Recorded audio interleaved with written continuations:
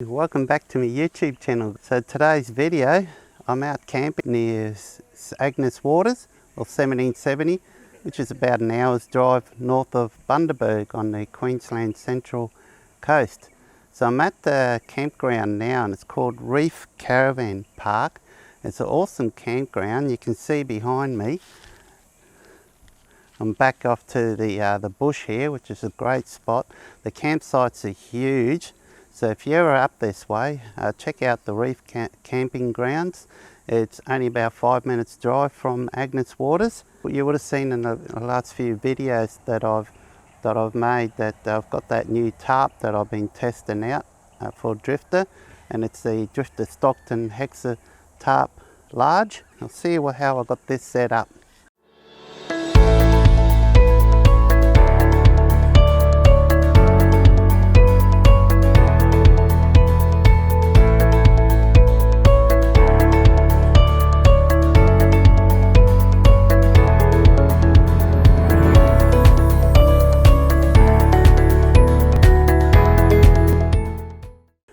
Remember I mentioned the other day, I reckon with this setup, I'll be able to do away with the awning on the side of the vehicle.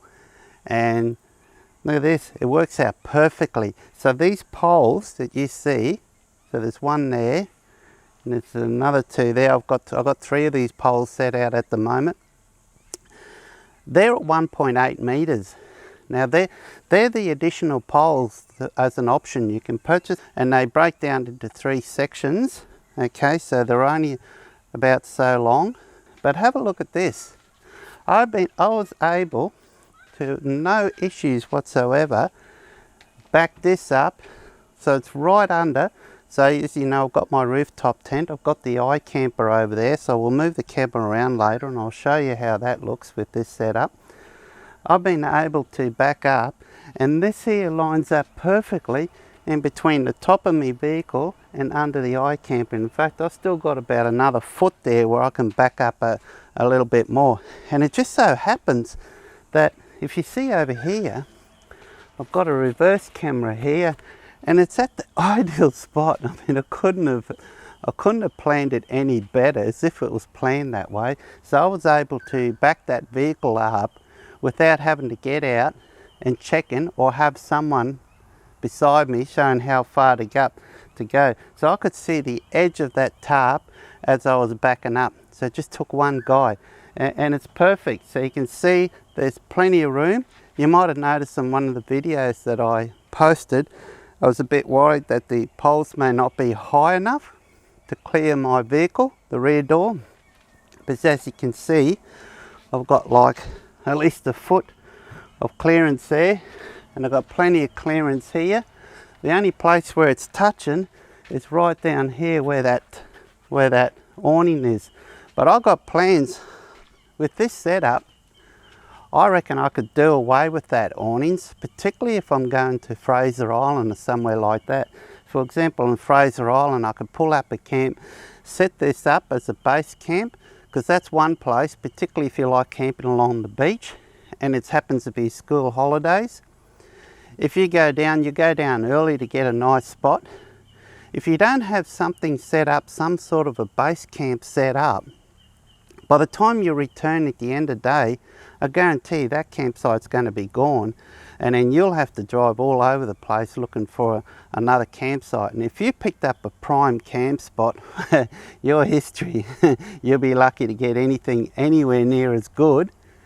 And that's during school holidays and so on. But not just school holidays, it can be any time as well. It can be long weekends, even if there's no holidays, because that many people go there. So with this setup, you'll be able to rock up at your camp, set this up, leave a couple of swags or a cheap old tent on the ground or whatever you like to use. In my case, I'm using a rooftop tent, and luckily I've got a rooftop tent that sets up and sets down in about a minute and a half. If you take your time, you'll do it in about 3-4 minutes. So, and luckily, so that's all I have to do basically. So at the moment, I don't know if you can see, I've just got a table here.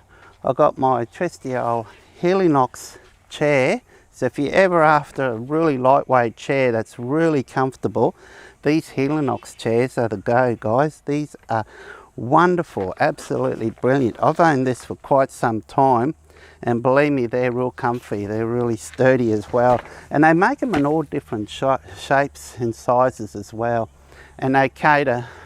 That there I think can handle 140 kilos, no problems. They can handle.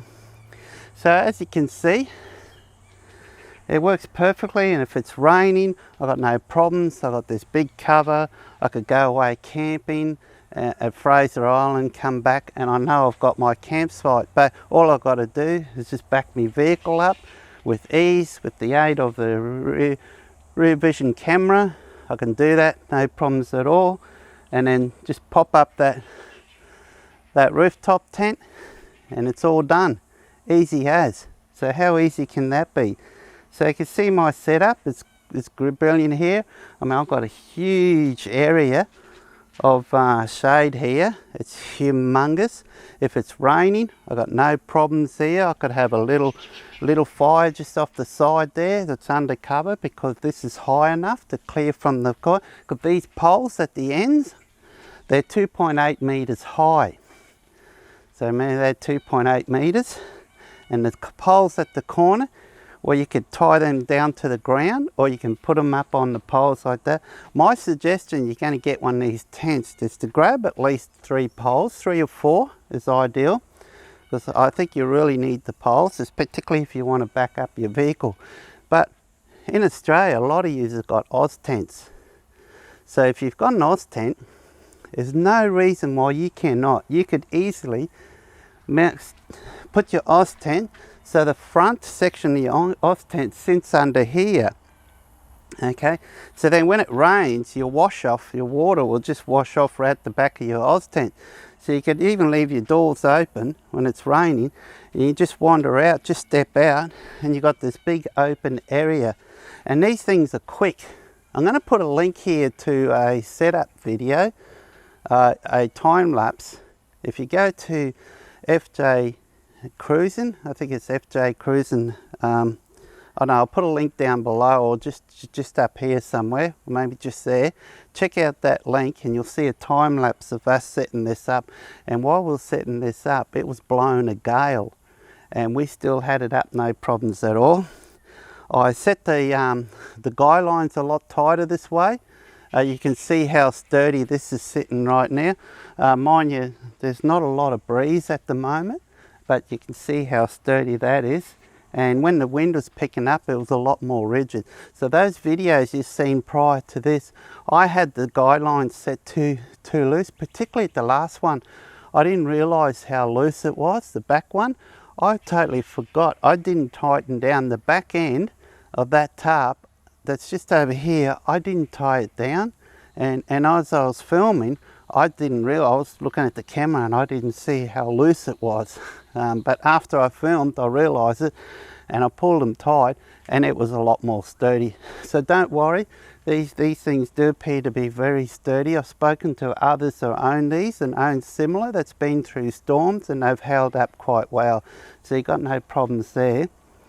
So what we might do next is I'll swing it around and I'll show you my tent setup. So here it is. Here's me setup for the 3. I'm camping here for 3 nights. So this is me setup. As you can see, I've got the iCamper set up. I've showed you that before. I've got the vehicle set up. That's the Drifta Safari high voltage 250 watt solar blanket. So I've got that running now, putting charge back into my battery. Now I woke up this morning and I arrived here about 11 o'clock yesterday, and I didn't put these solar panels out until approximately 8 AM this morning, and my battery was still at 87% charge, and that's with the kick-ass 75 litre fridge freezer. Now I don't have the freezer running, I've got the 2 fridges running, so that only used 13% since around 11 o'clock yesterday until 8 o'clock this morning. So it's 11 AM yesterday morning till 8 o'clock this morning. I only went through 13% of my battery capacity. So the battery I'm using is an AGM 120 amp AGM battery, which is around about 3-4 years old. So that's my setup, as you can see. Now, it just so happens that this pole here fits perfectly. Like I said, you couldn't have designed it any better. So these poles set up really well, at least with the Pajero. I've got the 2005 Pajero, and the height of this Pajero is just ideal. But if these poles are too high or low, I mean, you can get adjustable poles, and you'll have no problems with the adjustable poles to get these to suit your vehicle. So now if I want to go away today, all I have to do is just fold this back up, which it takes me like a couple of minutes, and I'll jump in the car and I drive away. And the table that I've got set up there, I'll just leave it there because it'll be safe. I don't think anyone will take that, because generally it's pretty safe in the area. It depends where you go. Sometimes you might want to remove everything that you've got outside and put them back in your vehicle, particularly valuables and so on. I had a request the other day. Someone wanted to have a look at the bag that came with this tarp again, so I'll just go grab it and I'll get you to have a look, another look. So there it is. So that's the bag. So you can see it's got the Drifta Stockton logo on there, if I can get that out. Okay, now the bag itself, I see it's got quality YKK zips on it. So if you look there, you can see it's a good size zip, so those zips are gonna last a while. So as you know, not most bags that you get nowadays that come with the tarps and so on are built to a price point as cheap as possible, and they're usually one of the first things you have to replace, which includes Oz tents and so on. Even though you're paying those big dollars for those tents, the bags that come with them are quite mediocre really, and you'll be lucky to get 2 years life out of them. This one here, I don't think you've got any issues with this bag. Now you can, if you want, you can go buy the Drifta canvas bags, which obviously is going to be a stronger bag. You could use that, no problems. The exact sizing, I'm not too sure, but if you go on the website, if you're interested, when I go back home, I can take some measurements of these, and if you want to find a Drifta bag to suit it, you shouldn't have any problems for finding a bag to suit it. But I really don't see any reason why you should, because the bags are really sturdy. And as you can see, the handle, the webbing, I think that's what they call these straps, goes all the way around the bag. Okay, so it's not one of these bags you're going to carry with you and all of a sudden, poof, everything just drops out of it when the strapping breaks. And you can see it's got the idea it's got this cover on here, so it's got like a sort of a waterproof cover where you flick over and it covers the zip. Okay, so you could probably store this. I'd imagine this would be reasonably waterproof. I haven't tested it yet, so you could probably, if you don't have enough room, you could store this up on your roof rack. But honestly, these don't hardly take up any room, and it's not that heavy as well. It's easy to handle. So that's the bag. You see it's got the nice green colour. I like this green colour, which this matches the green on the tarp itself, and it's got the black, so just about everything goes with black, and it's got this nice red trim around the side here. So it's an awesome looking bag. It looks very similar to the Snow Peak bags from what I've seen online. So yeah, so hopefully this covers enough. This is what you're wanting to see with this bag, particularly that person who has asked for this video. Otherwise, just comment down below and let me know if there's anything more you want to know about this. Cool, till next time, cheers. Thanks for watching. Please subscribe. And put a like if you liked the video, put a like. If you don't like the video, please comment why. Is there something, I noticed a couple of videos, the last couple of videos, I've had a couple of dislikes. It's fine to put the dislikes, but it'd be really nice if you can actually comment why, what the dislike was for, what didn't you like. Is it because I got this for free? Is it because you don't like the design of this tarp? I'm just curious. I'm just curious to see, because as you can see, I think the tarp is brilliant. I can picture back to the days, even as recent as 5 years ago.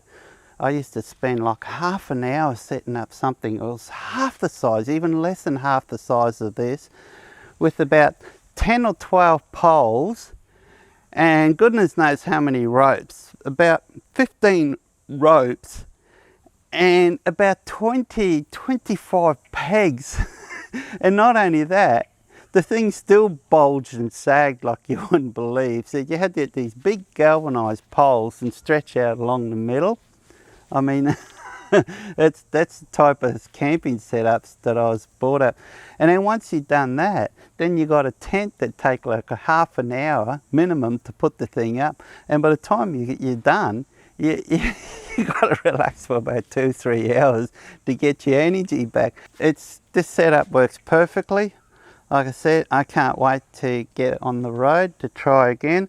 Now with this setup, most places I'll go to, I reckon I could just get away with using this. And in those situations, like particularly if I go to Fraser Island, I'm going to remove my awning, my 270-degree awning, and in its place I'm going to put my ensuite. So I've got a shower ensuite that I can connect on there that just folds out in about 30 seconds, and I can use that for a shower or for the toilet cubicle, because I generally take a toilet with me when I go to Fraser Island. Thanks for all those who watched to the end, and please subscribe. Those who haven't subscribed, please subscribe. I really appreciate it. The more I can get to subscribe, I mean the more videos I'll be able to start posting on my YouTube channel. So till then, take care and cheers.